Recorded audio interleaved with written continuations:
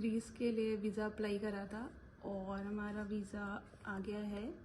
सो starting में we were so clueless about it, though everything is available on YouTube and on the Google, but still form fill up करना और सारे documents थोड़ा सा complicated है। सो ये थ्रू आउट ये पूरा प्रोसेस में हमें रॉबिन ने हेल्प करा। उन्होंने कवर लेटर में असिस्ट करा एंड क्या डॉक्यूमेंट सबमिट करना है, सारी चीज़ों में उन्होंने हमें गाइड करा है। सो या रुको रुको रुको भाई, रुको रुको रुको रुको।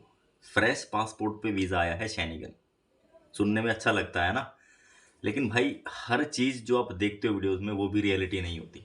ठीक है, तो मैं आपको बताऊंगा एक्चुअल में फ्रेश पासपोर्ट पे वीज़ा आया है, लेकिन कैच है इसके पीछे इसके पीछे भी एक स्टोरी है। तो वही मैं आपको इस वीडियो में बताऊंगा। तो भाई welcome back to the channel. मैं रोविंद धीमान आपका स्वागत करता हूं और इस वीडियो में हम डिस्कस करेंगे कि फ्रेश पासपोर्ट पे शेनिगन वीज़ा आया है। डेफिनेटली आया है, लेकिन आया है कैसे, जो मोस्टली लोग मेरे हिसाब से आपको कंफ्यूज करते होंगे या फिर बताते नहीं हैं। तो एक ऐसी रियलिटी मैं आपको बताऊंगा कि जो एक्चुअल में लोग हैं लेकिन बताते नहीं, और डॉक्यूमेंट्स आपके पास क्या होने चाहिए और इनका कैसे आया है। अगर इनकी प्रोफाइल आपसे मैच करती है तो आप भी दे सकते हो, एक रिस्क ले सकते हो।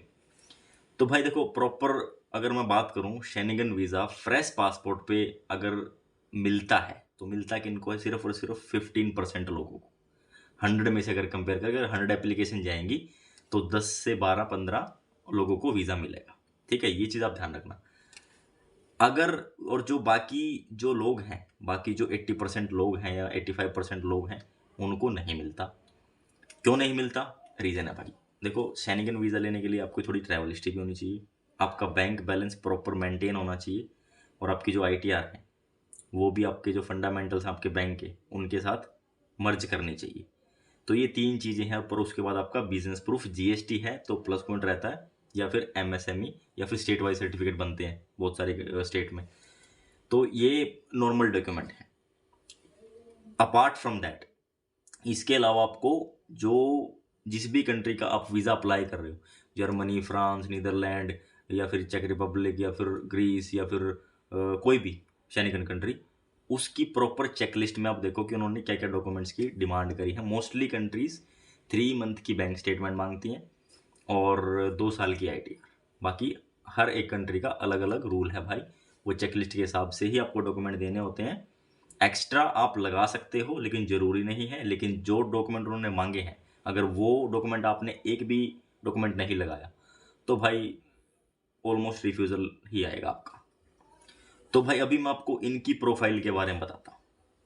तो इनकी प्रोफाइल ही भाई फ्रेश पासपोर्ट, ठीक है, कोई ट्रैवल हिस्ट्री नहीं, कोई बैंक बैलेंस नहीं, जस्ट लाइक नॉर्मल प्रोफाइल।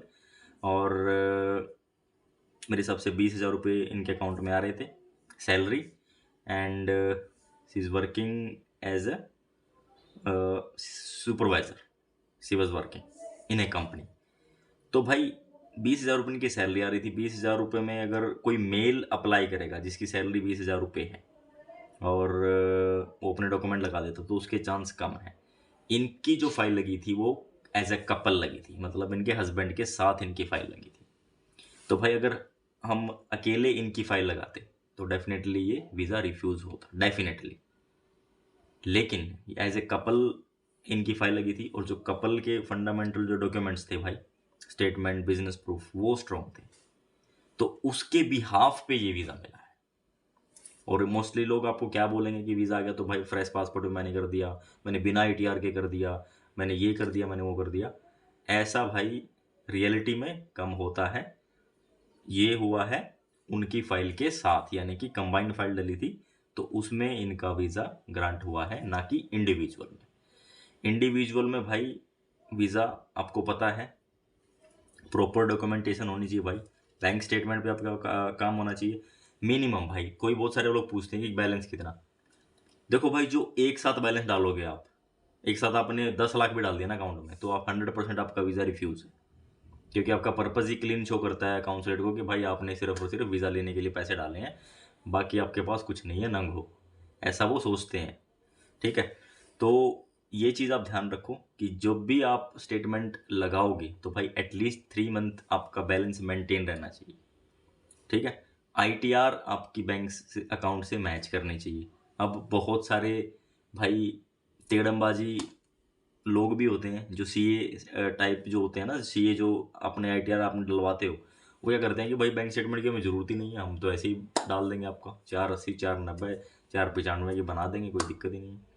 उनको बोलो भाई गुरु महाराज बैंक स्टेटमेंट लो और बैंक स्टेट के हिसाब से ही आप आईटीआर डालो।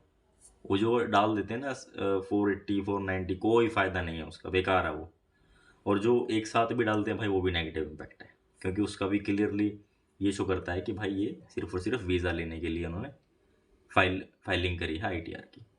तो ये कुछ चीज़ है भाई जो गलती होती है, और मोस्टली लोगों के पास ये ही डॉक्यूमेंट होते हैं जिसमें रिफ्यूज़ल के चांस ज़्यादा होते हैं भाई।